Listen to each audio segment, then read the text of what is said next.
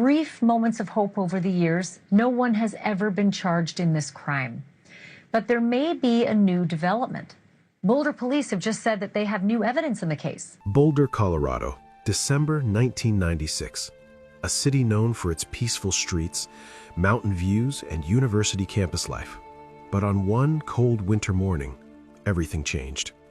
A little girl's murder would expose police failures, destroy a family's reputation, and create one of the most debated mysteries in American criminal history. Her name was JonBenét Ramsey. She was 6 years old. For 28 years, her case has been dissected by detectives, analyzed by forensic experts. Our detectives have conducted several new interviews, as well as re-interviewed individuals based on tips that we've received. We've also collected new evidence and tested and retested other pieces of evidence to generate new leads. Techniques and technology constantly evolve. This is especially true with technology related to DNA testing. Detectives continue to consult with outside experts from across the country, as well as our state and federal partners, to strategize and explore all options when it comes to evidence testing. Sensationalized by media and debated by millions of people who believed they knew what happened that night. Some were convinced the family was responsible. Others believed an intruder broke in. The theories were endless, the accusations were brutal, and the truth remained hidden until now. Because in 2024, something remarkable happened. Advanced DNA technology that didn't exist when JonBenét died. Techniques and technology constantly evolve. This is especially true with technology related to DNA testing. Detectives continue to consult with outside experts from across the country, as well as our state and federal partners, to strategize and explore all options when it comes to evidence testing. Has finally produced results. Genetic genealogy, the same method that identified the Golden State Killer after 44 years, has been applied to evidence collected from JonBenét's clothing in 1996. And investigators have identified someone, a person who was never a suspect, a person who had no known connection to the Ramsey family, a person whose DNA profile matches the unknown male DNA found on JonBenét's body. This is the story of how cutting-edge science, persistent investigation, and 28 years of relentless pursuit may finally reveal what happened on that December night. This is the story of the breakthrough that could change everything. Before we examine the breakthrough that's bringing this case closer to resolution than ever before, make sure to subscribe to the Investigation Room and hit that notification bell. Here at the Investigation Room, we don't chase sensational headlines or feed conspiracy theories. We examine the evidence, analyze the investigation, critique the failures, and search for truth in cases that have haunted families for decades. We believe every victim deserves thorough, respectful, and factual coverage.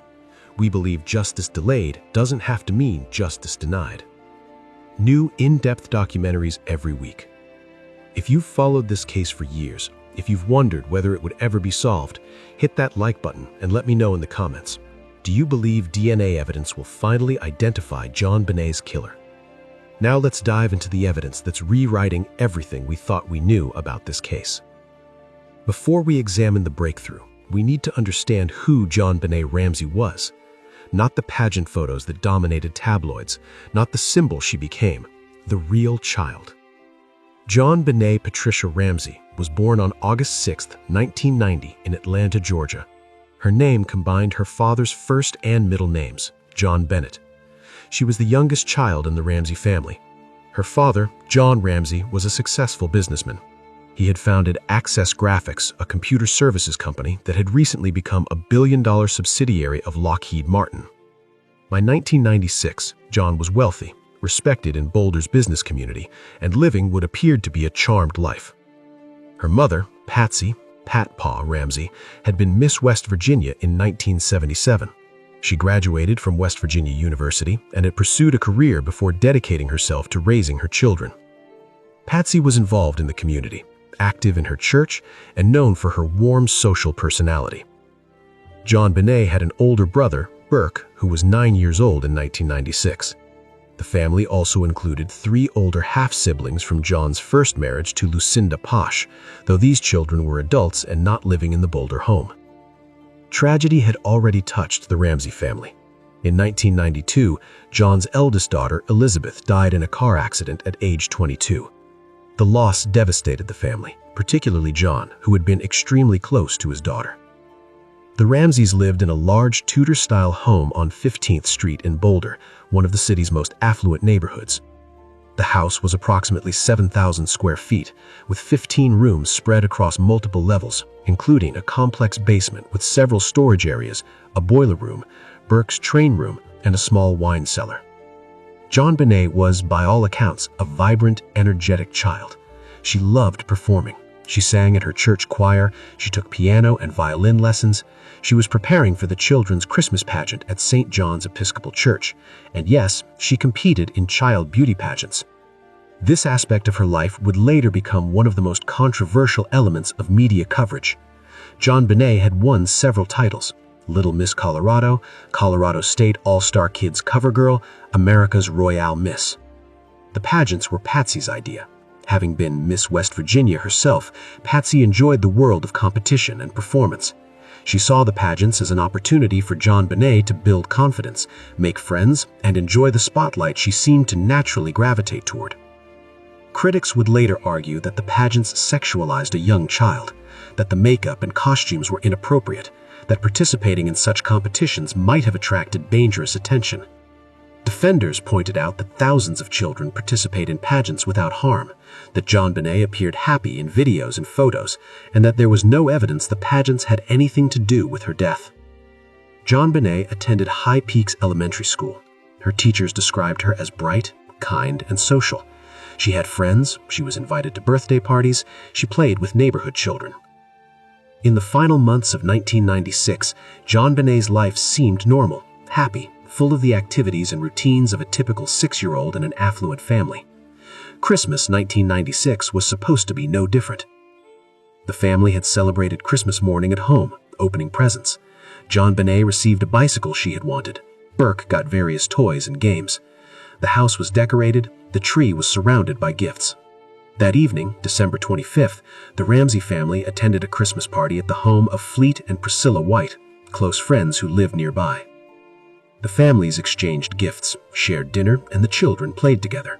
According to everyone who was present at that party, it was a normal. December 26, 1996, approximately 5:30 a.m. Patsy Ramsey woke up to prepare for the family's planned trip to Michigan. She got dressed, applied her makeup, and went downstairs to start coffee and make final preparations before waking the children. As she descended the spiral staircase from the second floor to the first, Patsy noticed something on one of the lower steps. 3 pieces of paper laid out in sequence. It was a ransom note, handwritten, nearly 3 full pages. Patsy picked up the pages and began reading. The note was addressed to John. It claimed to be from a small foreign faction. It stated that JonBenét had been kidnapped. It demanded a $118,000 for her safe return, the exact amount of a bonus John had recently received from Access Graphics. The note was bizarre in almost every detail. It was long, rambling, almost theatrical in tone. It included what appeared to be quotes from movies like Speed and Dirty Harry. It warned the family not to contact police or FBI, threatening that JonBenét would be beheaded if they did. It instructed John to withdraw the money in specific denominations, $100,000 in $100 bills, and the remaining $18,000 in $20 bills. The note said the family would receive a call between 8 and 10 a.m. with instructions for delivering the ransom. It was signed SBTC. No one has ever definitively determined what those initials mean. Patsy screamed. She ran upstairs to JonBenét's bedroom. The bed was empty. At 5:52 a.m., Patsy Ramsey called 911. The call was frantic, nearly incoherent. "We have a kidnapping," Patsy told the dispatcher. "There's a note left, and our daughter is gone." The dispatcher tried to calm her to get information. Patsy explained that she had found a ransom note and that JonBenét was missing. John got on the phone briefly to confirm the situation.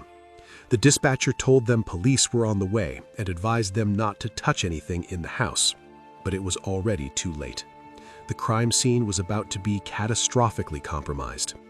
Officer Rick French of the Boulder Police Department arrived at the Ramsey home at 5:59 a.m., just 7 minutes after the 911 call. He was the first law enforcement officer on the scene.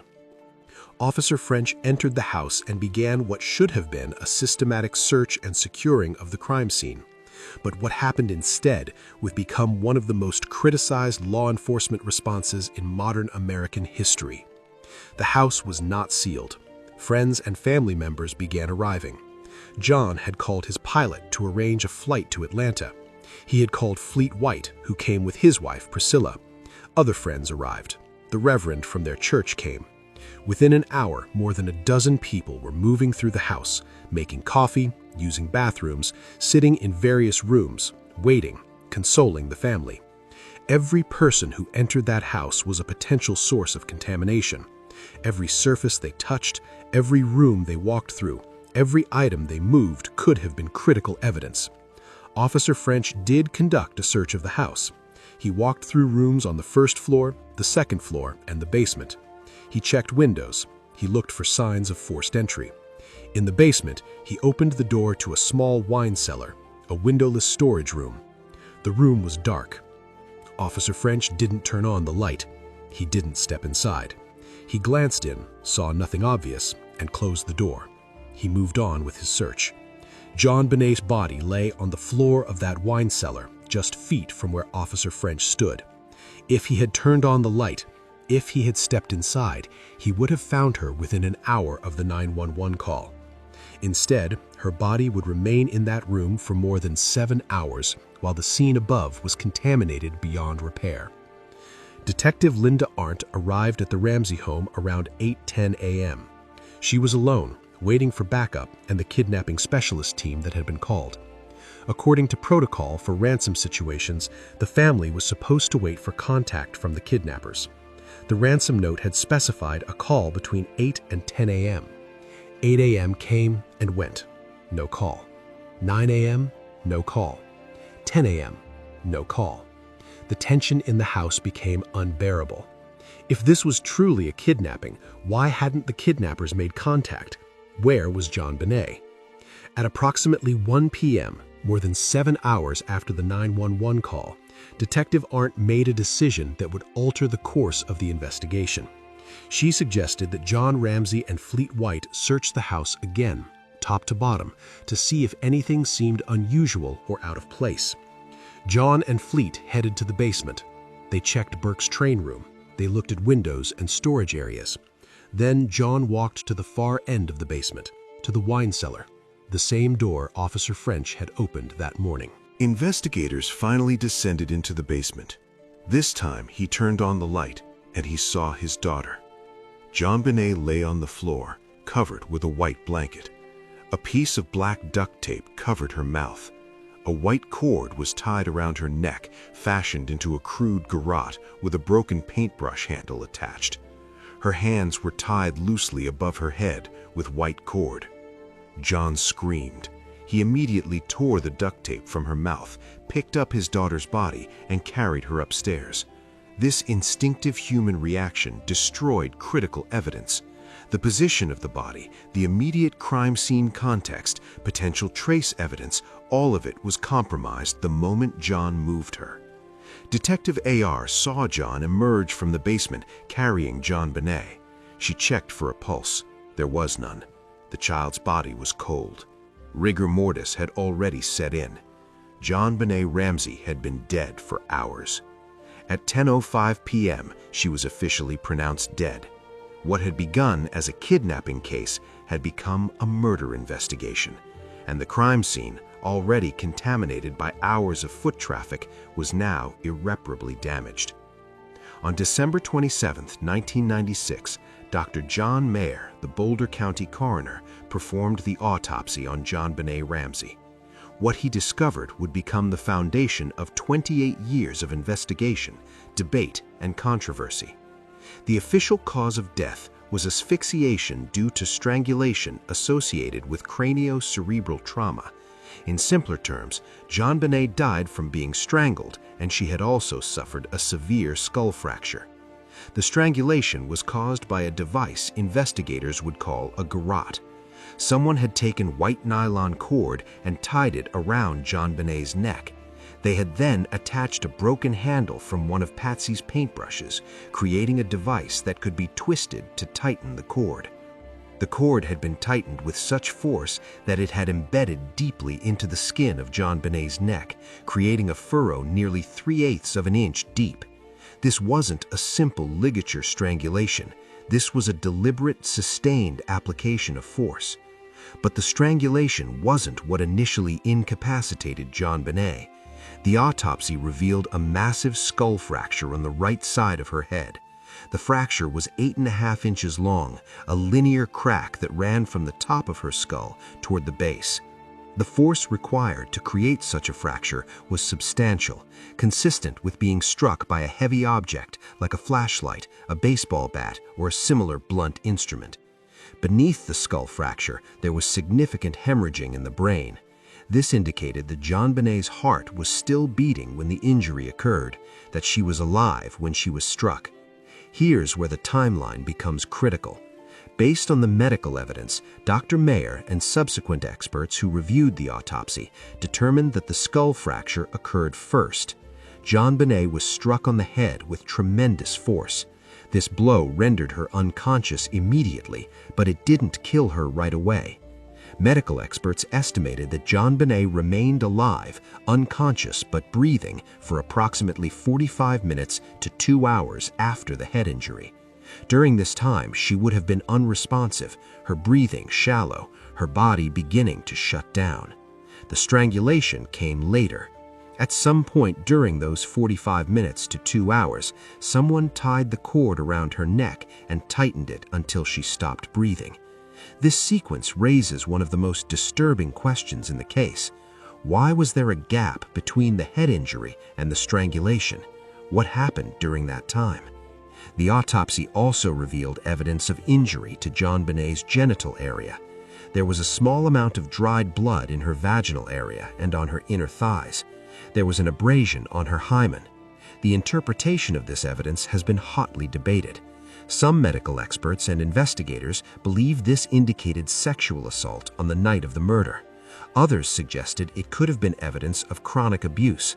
Still others argued it might have been an accidental injury, possibly from being wiped too roughly or from irritation unrelated to the crime.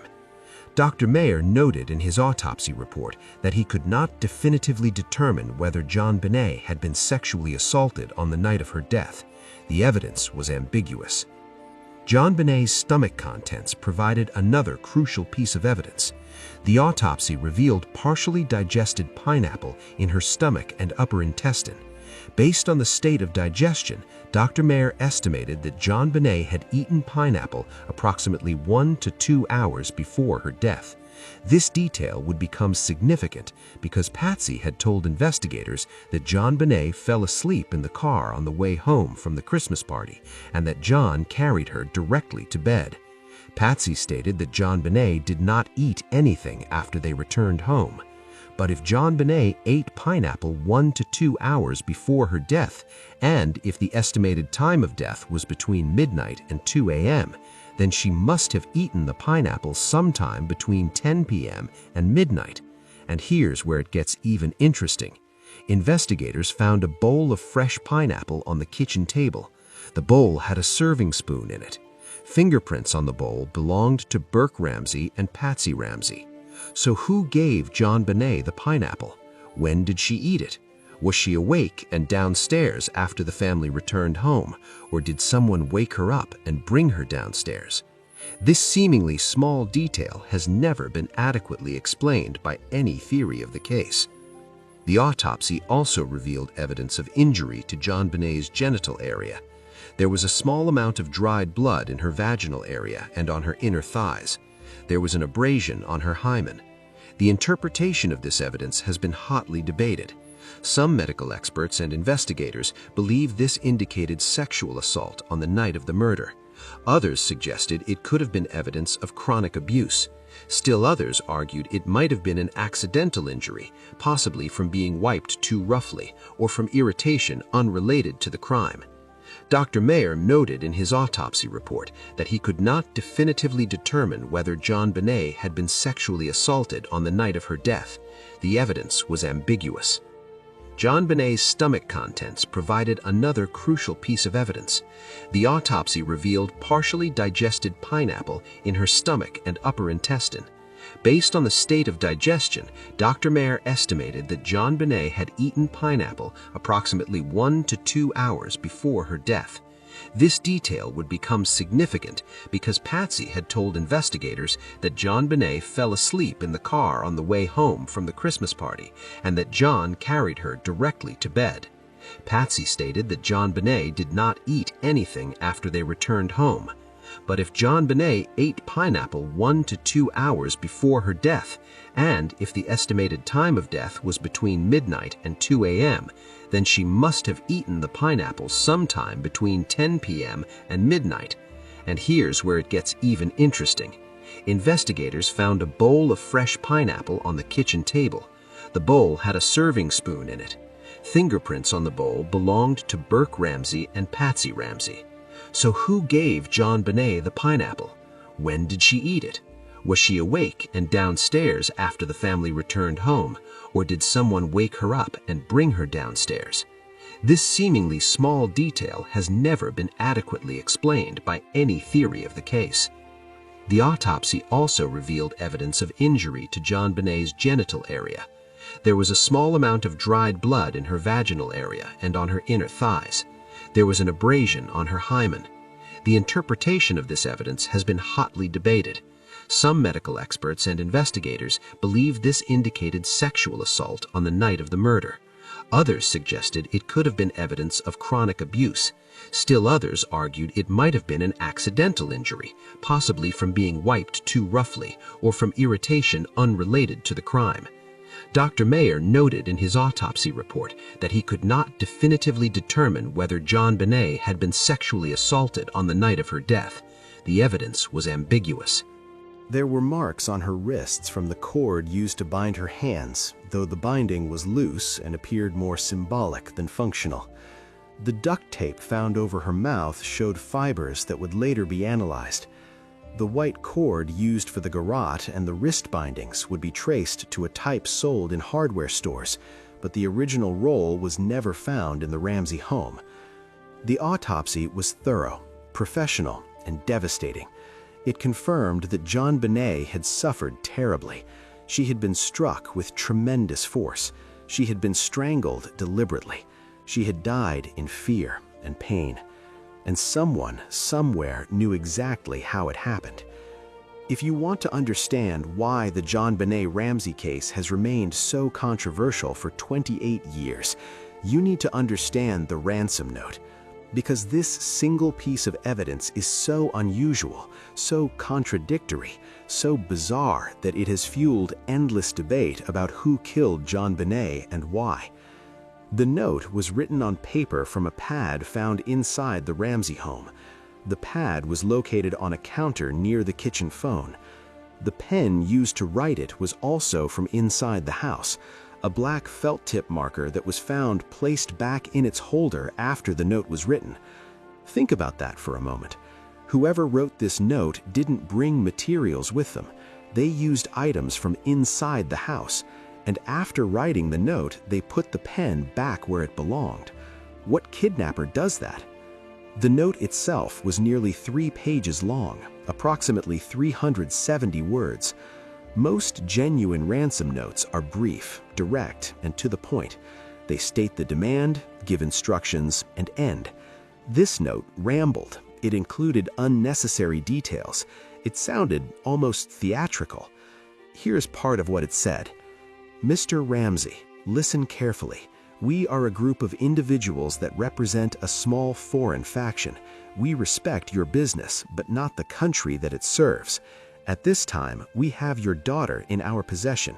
She is safe and unharmed, and if you want her to see 1997, you must follow our instructions to the letter.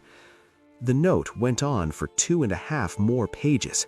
It demanded $118,000, specifying that John should withdraw the money in $100,000 in 100 bills and the remaining $18,000 in 20 bills. It warned against contacting police or FBI, stating that JonBenét would be beheaded if they did. It instructed John to be well rested and told him to wait for a call between 8 and 10 a.m. It included phrases like, "Don't try to grow a brain and use that good Southern common sense of yours," and it was signed SBTC.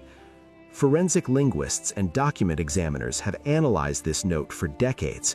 Here's what they found. First, the note contained phrases and references that appeared to come from movies. "Don't try to grow a brain" is similar to a line from the movie Speed. The overall tone and phrasing echoed Dirty Harry and other crime films. Second, the vocabulary and writing style suggested someone educated. Words like attaché instead of briefcase, hence, adequate, and the overall syntax indicated a writer with a good command of language. Third, the $118,000 demand was oddly specific. This wasn't a round number. It wasn't a random figure. It was almost exactly the amount of John's recent bonus from Access Graphics. How would a random intruder know that number? Fourth, and perhaps most significantly, investigators found what appeared to be a practice ransom note in the same notepad. Someone had started writing Mr. and Mrs. R, then stopped, tore out the page, and started over with Mr. Ramsey. This suggests the writer made a false start, reconsidered their approach, and began again.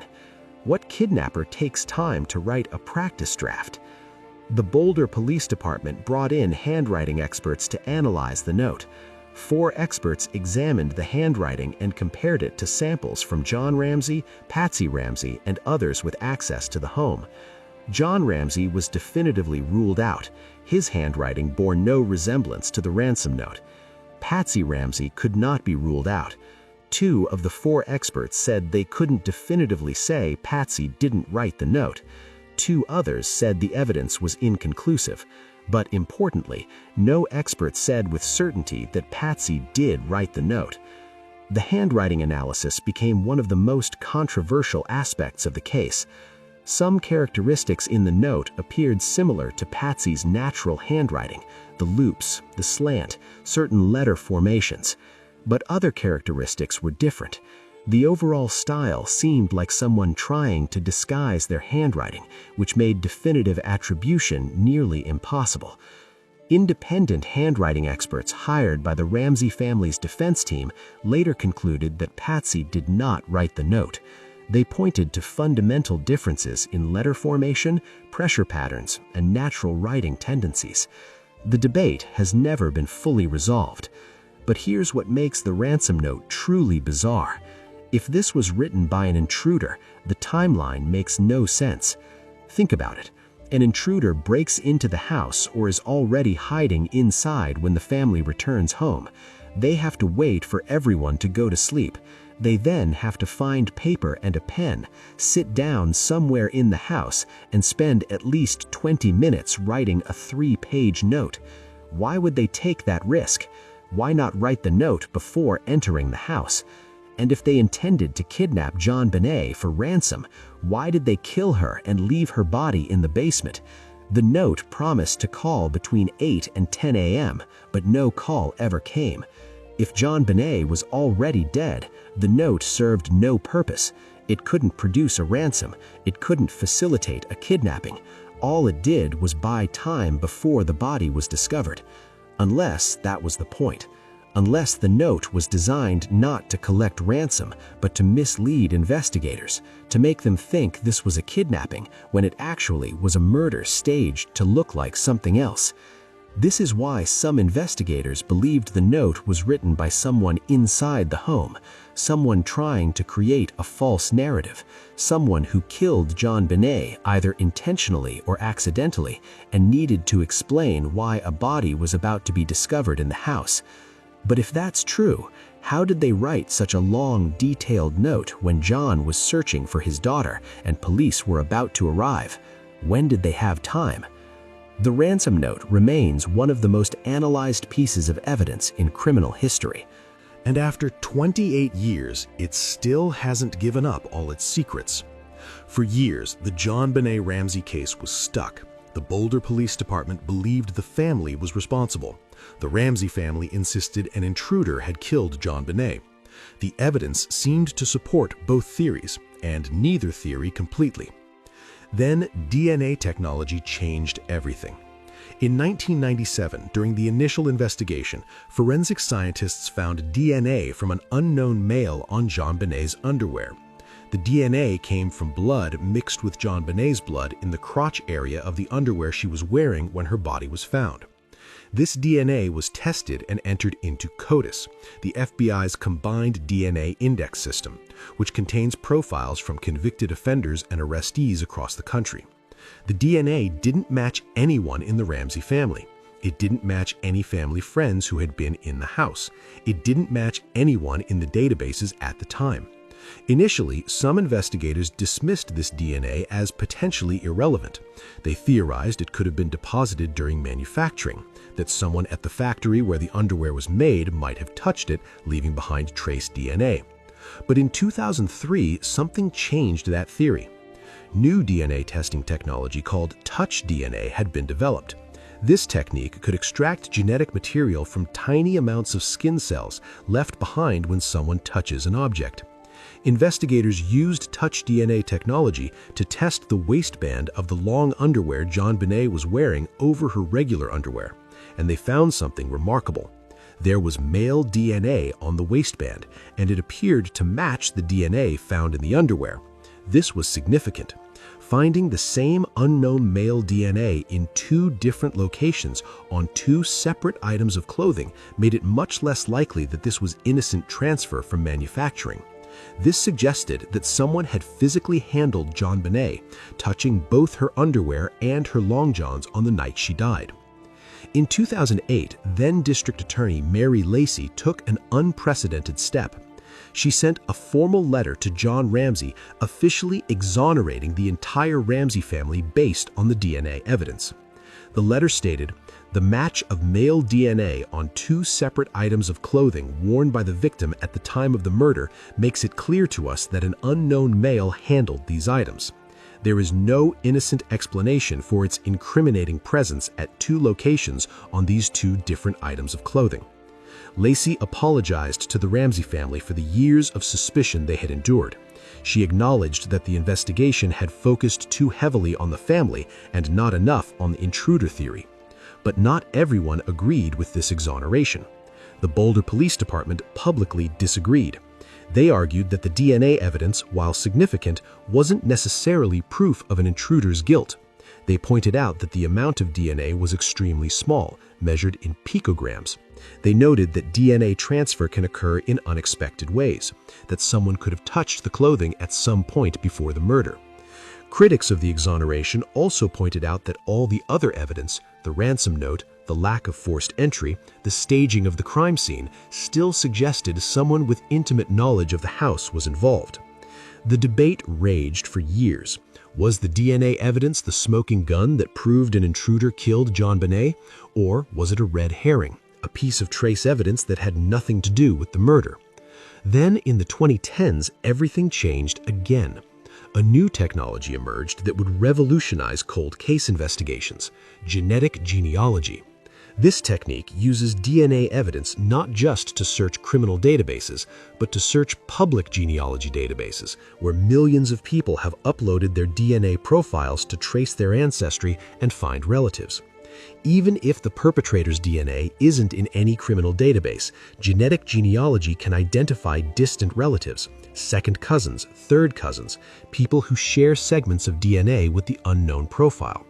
Investigators can then build family trees, trace lineages, and narrow down potential suspects to specific individuals. This is the technology that identified the Golden State Killer in 2018, after 44 years. Joseph James DeAngelo had never been on law enforcement's radar. His DNA wasn't in any criminal database, but genetic genealogy traced his family tree through distant relatives, and investigators were able to pinpoint him as the suspect. Since then, genetic genealogy has solved dozens of cold cases. Murders that went unsolved for 30, 40, even 50 years have been cracked using this technology.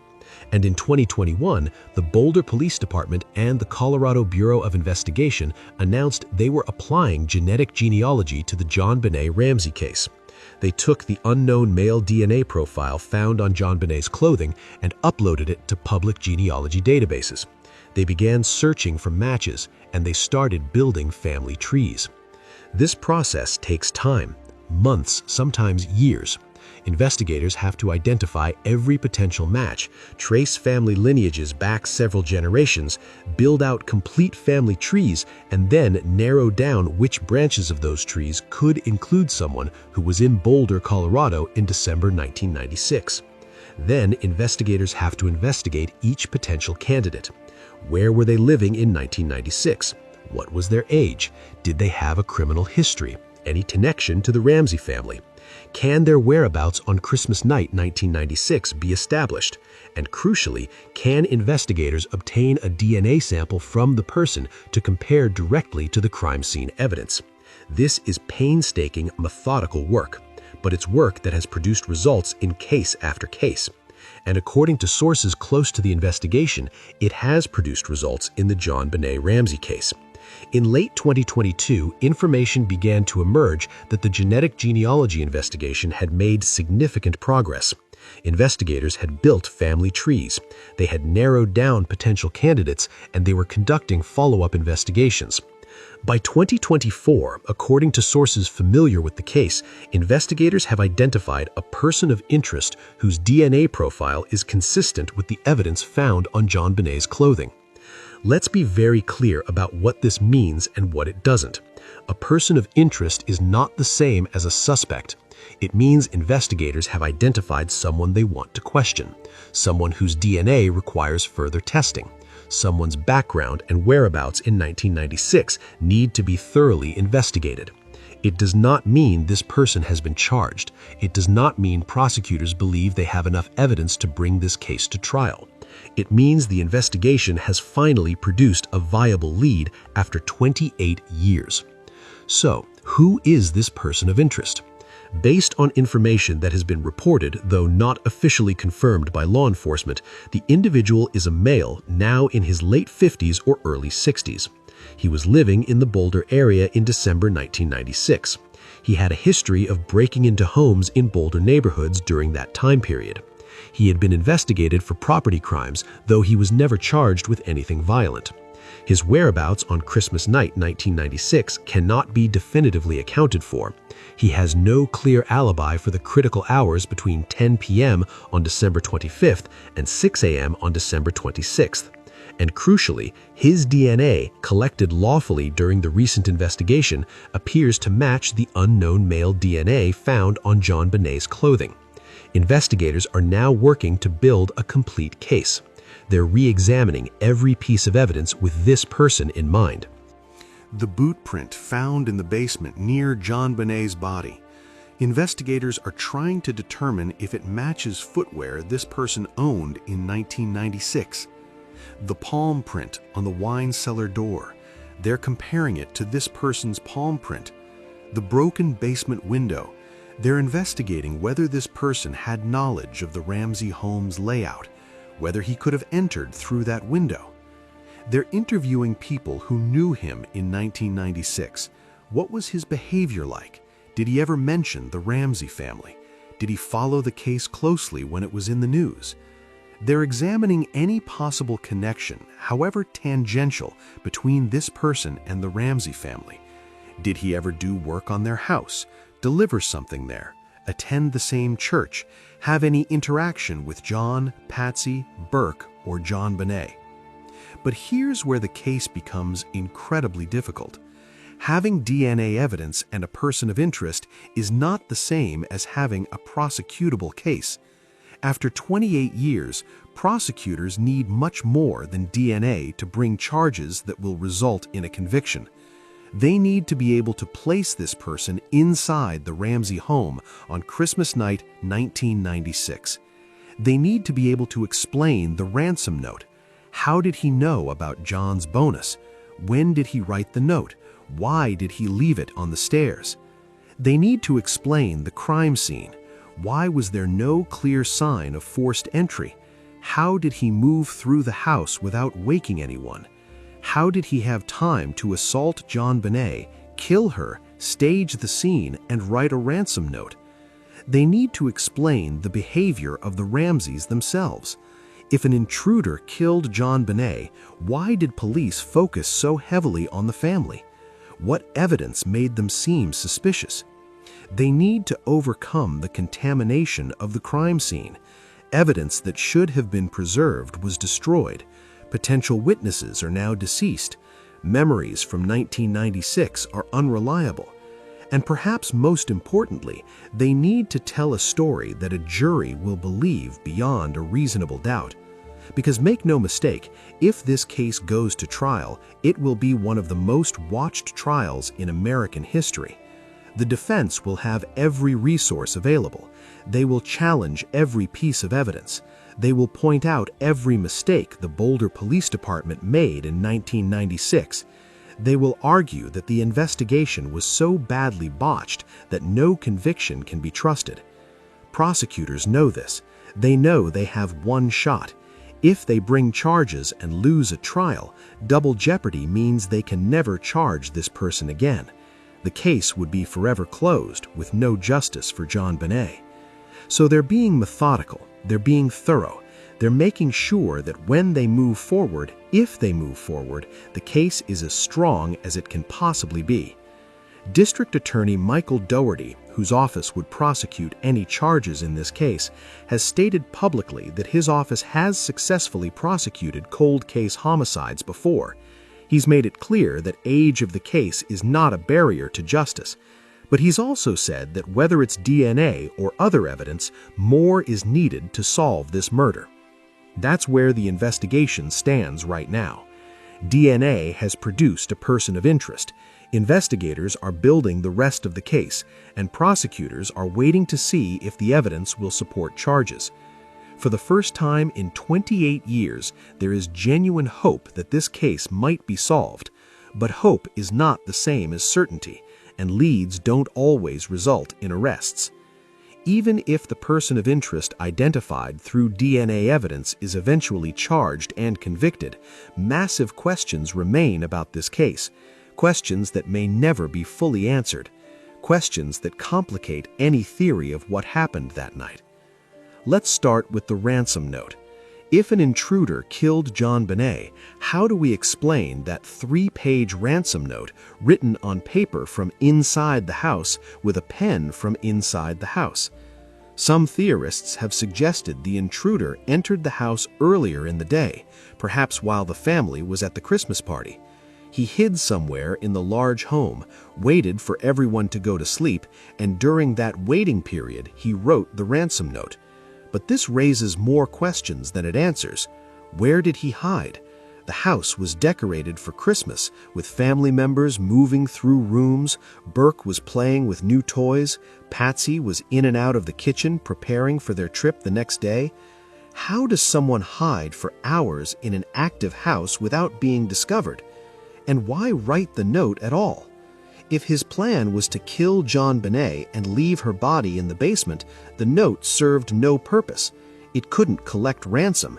It couldn't facilitate a kidnapping, unless the plan changed, unless he originally intended to kidnap JonBenét.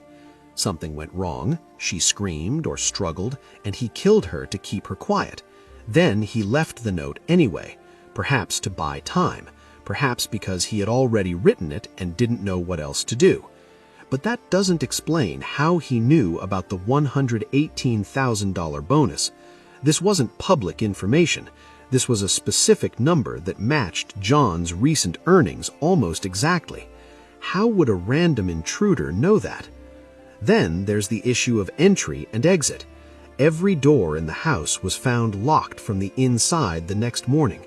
Every window was closed except for the broken basement window that John had broken months earlier when locked out. If an intruder entered and exited through that basement window, why was there no clear evidence? The window well outside was full of leaves and debris. but there was no clear disturbance pattern, no footprints, no marks on the windowsill from someone climbing through. Lou Smith, the legendary detective who investigated the case, conducted experiments showing that an adult male could fit through that window, but fitting through and actually entering that way are different things. Where's the physical evidence of entry? Some investigators believe the intruder was already in the house when the family returned from the Christmas party. But again, how, when, and why was there no sign of forced entry at any other point in the house? Now, let's talk about the pineapple. The autopsy showed JonBenét ate pineapple 1 to 2 hours before her death. A bowl of pineapple was found on the kitchen table. Burke and Patsy's fingerprints were on the bowl. The parents said JonBenét was asleep when they got home and went straight to bed without eating. So when did she eat the pineapple? One theory, JonBenét wasn't actually asleep. She was just tired. After being put to bed, she got up, went downstairs, and ate some pineapple. Maybe Burke was already down there having a snack. Maybe she joined him. If an intruder was in the house, maybe he encountered JonBenét in the kitchen. Maybe she had come downstairs for a snack, found a stranger, and was attacked before she could scream loud enough to wake her parents on the 3rd floor. But this theory has problems too. The house was large, but not so large that a struggle on the 1st floor wouldn't be heard on the 2nd or 3rd floors. If JonBenét screamed when confronted by an intruder, why didn't anyone hear? Unless she didn't scream, unless she knew the person, unless she wasn't frightened at first. Then there's the behavior of the crime itself. The head injury came first, rendering JonBenét unconscious. Then 45 minutes to 2 hours later, she was strangled. What happened during that gap? If this was a predator who broke in intending to sexually assault a child, why was there a delay? Predators typically act quickly, commit their crime, and flee. They don't wait around for hours. Unless he thought she was already dead from the head injury and then realized she was still breathing. Maybe he panicked. Maybe he strangled her to finish what he thought he'd already done. Or maybe the head injury was accidental. Maybe in the struggle or assault, she was struck or fell, and then realizing she was severely injured and might be able to identify him if she survived, he strangled her. These are the scenarios investigators are trying to piece together. But without more evidence, without a confession, without a clear narrative, these remain just theories. Now, let's address the staging. The crime scene showed signs of what investigators call staging. The garrote was elaborate, almost theatrical, made from materials found in the house. The duct tape was applied after death, serving no functional purpose. The ransom note was clearly designed to mislead. Staging typically suggests someone with a relationship to the victim, someone who wants to direct investigators away from the truth. Stranger predators don't usually stage scenes. They attack, commit their crime, and flee. But if the DNA evidence points to someone with no known connection to the family, how do we explain the staging? Maybe he watched a lot of crime shows. Maybe he thought he was being clever, creating a false narrative that would throw investigators off his trail. Maybe he was smart enough to know that staging often points to family members, and he wanted police to focus there instead of looking for an intruder. Or maybe the staging wasn't staging at all. Maybe the garrote was how he intended to kill her all along. Maybe the ransom note was part of an original kidnapping plan that went wrong. Maybe what investigators see as elaborate staging was actually just the way this particular predator operated. These questions don't have clear answers, and that's what makes this case so maddeningly complex. Finally, there's the question of why. If this person of interest is eventually charged, prosecutors will need to explain motive. Why did he target JonBenét? Why this house? Why that night? Was it random? Did he see JonBenét at a Christmas party or pageant and become obsessed? Did he break into the house specifically targeting her? Or was it opportunistic? Was he breaking into homes in the neighborhood that night, entered the Ramsey house expecting it to be empty or to steal valuables, and encountered JonBenét by chance? Understanding motive helps juries make sense of evidence. It helps them see how all the pieces fit together. Without a clear motive, even strong evidence can feel unsatisfying, incomplete. These are the challenges prosecutors face. These are the questions that remain even with DNA evidence and a person of interest. And these are the questions that may haunt this case forever, even if someone is eventually convicted. While we examine the evidence and the investigation, we cannot forget what this case has done to the Ramsey family, because for 28 years they have lived under a cloud of suspicion that destroyed their lives in ways few people can imagine. John Ramsey was a successful businessman in 1996. His company had just crossed $1 billion in revenue.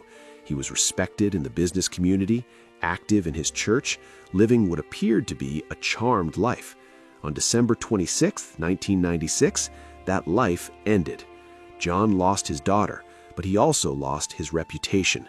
Within weeks of JonBenét's death, media coverage began to suggest that the family was involved. Tabloids ran headlines accusing John of covering up the crime. Television specials implied he knew more than he was telling. John cooperated fully with investigators. He allowed police to search his home multiple times. He provided DNA samples. He took polygraph tests, which he passed. He sat for hours of interviews. None of it mattered. The suspicion remained. John's business suffered. Access Graphics, the company he had built, was eventually sold. John stepped away from his role, unable to focus on work while defending his family against murder accusations. His marriage to Patsy was strained to the breaking point, not because they doubted each other, but because the stress of being accused of murdering your own child while grieving that child is unimaginable. They moved from Boulder to Atlanta trying to escape the media circus. It didn't work. Reporters followed them. Photographers camped outside their home. Their every move was scrutinized and reported. Patsy Ramsey suffered even more intensely than John. As the mother, as someone who had been involved in JonBenét's pageant career, as the person whose handwriting couldn't be ruled out on the ransom note, Patsy became the primary target of suspicion. Tabloids portrayed her as a pageant mom who had pushed her daughter too hard. They suggested she had flown into a rage when JonBenet wet the bed, that she had struck her daughter accidentally and then staged the crime scene to cover it up. None of this was based on evidence. It was speculation, character assassination presented as fact. Patsy gave interviews trying to defend herself. She appeared on television saying, "There's a killer on the loose." She begged the public to look at the evidence, to see that the DNA pointed away from the family. It didn't matter. The court of public opinion had already convicted her. In 2006, Patsy was diagnosed with ovarian cancer, a recurrence of cancer she had beaten years earlier. This time, the cancer had spread. Treatment wasn't working. Patsy Ramsey died on June 24, 2006, at age 49. She died without knowing who killed her daughter. She died while much of the world still believed she was responsible. She died without vindication, without peace, without justice. John has said in interviews that watching Patsy die, knowing people thought she was a murderer, was one of the most painful experiences of his life. He couldn't protect her from the accusations. He couldn't clear her name before she died. 2 years after Patsy's death, in 2008, the DA's office issued the letter exonerating the family based on DNA evidence. Patsy never lived to see it. Burke Ramsey has perhaps suffered the most from public speculation. He was 9 years old when his sister died. He lost JonBenet, then watched his family torn apart by accusations and media coverage. Because Burke was a child, he was initially protected from the worst of the speculation. But as he grew older, as the internet age arrived, as true crime documentaries proliferated, Burke's name became increasingly associated with theories that he had killed his sister.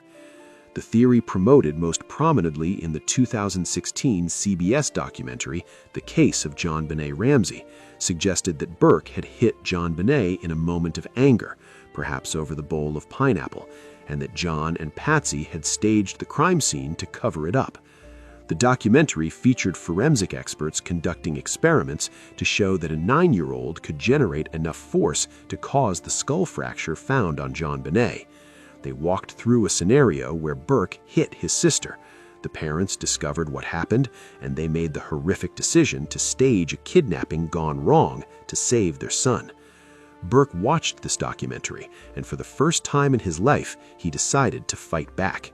In 2016, weeks before the CBS documentary aired, Burke sat down for his first public interview with Dr. Phil McGraw. For 20 years, Burke had remained silent. Now he spoke. Burke described the night JonBenét died. He described waking up to chaos in the house. He described being taken to a friend's house while police investigated. He described learning his sister was dead. He addressed the theories directly.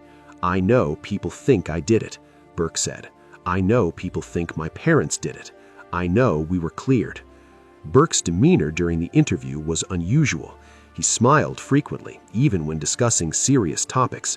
Some viewers found this disturbing, interpreting it as evidence of guilt or sociopathy. Mental health professionals explained that nervous smiling is a common stress response. Burke had lived with social anxiety his entire adult life. Being interviewed about his sister's murder, knowing millions would watch, would cause extreme stress.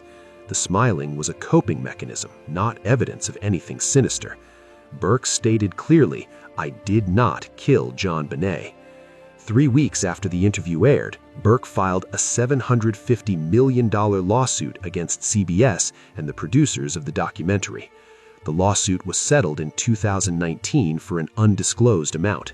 CBS never retracted the documentary, but the settlement suggested Burke's legal team believed they had a strong case. Burke has since returned to private life. He works in information technology. He has stayed away from media. He has tried as much as possible to live a normal life. But normal is something Burke Ramsey will never truly have. His sister's murder defined his childhood. The accusations defined his adolescence and young adulthood. Even now, at 37 years old, Burke cannot escape the shadow of December 26, 1996. John Ramsey is now 81 years old. He has remarried. He has tried to rebuild a life, but he has never stopped fighting for justice for JonBenét. In recent years, John has become an advocate for genetic genealogy testing in cold cases. He has pushed the Boulder Police Department to use every available technology. He has criticized what he views as decades of tunnel vision and mismanagement. John has said publicly that he believes the case can still be solved. The DNA evidence will eventually identify the killer, that his family's name will be fully cleared. Whether he lives to see that day remains uncertain. The Ramsey family has paid an enormous price for JonBenét's murder. They lost a daughter and sister. They lost their reputation. They lost their privacy. They lost the ability to grieve privately. They were accused of one of the worst crimes imaginable, not by law enforcement in a court of law, but by media and public opinion in the court of TV. And for 28 years, they have waited for justice, for answers, for vindication. To understand why the JonBenét Ramsey case has remained unsolved for 28 years, you have to understand the catastrophic failures in the first hours and days of the investigation. Failures that compromised evidence, misdirected the investigation, and may have allowed a killer to escape justice for nearly 3 decades. The Boulder Police Department was not prepared for this case. Boulder is a college town, relatively affluent, with low violent crime rates. The department had little experience with child homicides. They had no experience with a case that would become an international media sensation. And from the moment Officer Rick French arrived at the Ramsey home at 5:59 a.m. on December 26, 1996, mistakes were made that would haunt this investigation forever. Mistake number 1, the crime scene was not secured. In any potential kidnapping or homicide, the first priority is to secure the scene, limit who enters, control movement through the house, preserve potential evidence. None of this happened. Friends and family were allowed to enter. More than a dozen people moved through the house in the first hours. They used bathrooms, they made coffee, they sat in various rooms. Every person who entered was a potential source of contamination. Fibers from their clothing, DNA from touching surfaces, footprints on floors. All potential evidence that could have identified the killer was now mixed with innocent transfer from people trying to help the family. This failure meant that any evidence found later could be challenged in court. Defense attorneys would argue that DNA, fibers, fingerprints, all of it could have come from the friends and family who were in the house that morning, not from the killer. Mistake number 2, Officer French's search of the basement. When Officer French opened the door to the wine cellar at approximately 6:15 a.m., JonBenét's body was lying on the floor just feet away. If he had turned on the light and stepped inside, the body would have been discovered immediately. The house would have been sealed as a homicide scene. Evidence would have been photographed in place before being collected. The position of the body, the arrangement of items in the room, all critical details would have been preserved. Instead, the body remained in that room for 7 more hours. When John Ramsey finally discovered her at 1 p.m., his instinct was to pick her up and carry her upstairs. This destroyed the crime scene. The position of the body was lost. Trace evidence was lost. The immediate context of the scene was lost. This failure meant investigators would never know exactly how the killer had positioned JonBenét's body. They would never know if items in the room had been moved or arranged. Critical information was lost forever. Mistake number 3, the focus on the family. Within 48 hours of JonBenét's death, Boulder police had essentially decided the family was responsible. They stopped seriously investigating other leads. They stopped looking for an intruder. They focused all their energy on trying to prove the Ramseys did it. This tunnel vision meant that other suspects, other theories, other avenues of investigation were ignored or given minimal attention. If an intruder did kill JonBenet, the trail was going cold while police focused on the wrong people. Detective Steve Thomas, one of the lead investigators, later wrote a book in which he stated he believed Patsy Ramsey was responsible. He described the evidence he thought pointed to her guilt, but his book also revealed the extent to which the investigation had become fixated on the family to the exclusion of other possibilities. This wasn't good police work. This was confirmation bias. Detectives saw evidence that confirmed what they already believed and dismissed evidence that contradicted their theory. Mistake number 4, the handling of the Ramseys. John and Patsy Ramsey were the parents of the victim. They were grieving, they were traumatized, and they deserved to be treated as victims until evidence proved otherwise.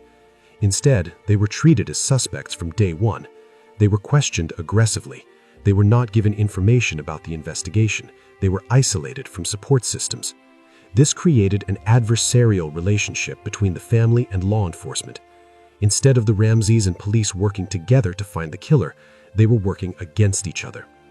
The Ramseys, feeling attacked, hired attorneys. The attorneys advised them not to give certain interviews, not to answer certain questions. From a legal perspective, this was smart. From an investigative perspective, it created the appearance of guilt. If police had approached the Ramseys as grieving parents first, if they had built trust before turning to suspicion, the investigation might have proceeded very differently. Mistake number 5, the media leaks. Someone in the Boulder Police Department, possibly multiple people, leaked information to the media. Details about the investigation that should have remained confidential were reported in newspapers and on television within days. These leaks damaged the investigation in multiple ways. They tainted potential witnesses. They influenced public opinion. They gave the Ramseys and their attorneys information about the direction of the investigation, allowing them to prepare responses. Most egregiously, some of the leaked information was false. Police fed reporters details that made the Ramseys look guilty, details that were not supported by evidence. This wasn't just bad police work, this was unethical. It was a betrayal of the investigation and a betrayal of justice. Mistake number 6. The DNA evidence was not prioritized early enough. In 1997, when DNA from an unknown male was found on JonBenét's underwear, it should have been a game changer. It should have shifted the investigation towards looking for an intruder. Instead, many investigators dismissed it. They theorized it was innocent transfer. They continued focusing on the family. It wasn't until 2003, when additional DNA was found on the long underwear, that investigators began to take the DNA seriously. And it wasn't until 2008 that the DNA led to the official exoneration of the family. 11 years. The investigation wasted 11 years focusing on the wrong suspects, while the DNA evidence pointed elsewhere. If genetic genealogy, which began being used in criminal investigations around 2018, had been applied to this case immediately when the technology became available, a suspect might have been identified years ago. Instead, it wasn't until 2021 that genetic genealogy was seriously applied to the JonBenét case. Another delay, another failure. These mistakes weren't made by bad people. They were made by detectives who were overwhelmed, inexperienced, and under enormous pressure. They were made by a department that didn't have the resources or expertise to handle a case of this magnitude. But mistakes are still mistakes, and these mistakes cost decades. They cost a family their reputation, and they may have cost JonBenét justice. As of January 2026, the JonBenét Ramsey case stands at a crossroads. For the first time in 28 years, there is legitimate hope that the case might be solved. But hope is not certainty, and progress is not resolution. Here's what we know. The Boulder Police Department, in partnership with the Colorado Bureau of Investigation, have applied genetic genealogy to the unknown male DNA found on JonBenét's clothing. This has produced family trees and narrowed potential suspects to specific individuals. Investigators have identified a person of interest. This individual's DNA is consistent with the crime scene evidence. He was in the Boulder area in December 1996. He has a history of property crimes. His whereabouts on Christmas night cannot be definitively established. The investigation is active. Detectives are conducting interviews, reviewing evidence, building a case. The district attorney's office is monitoring the investigation, waiting to see if the evidence will support charges. But there are enormous challenges ahead.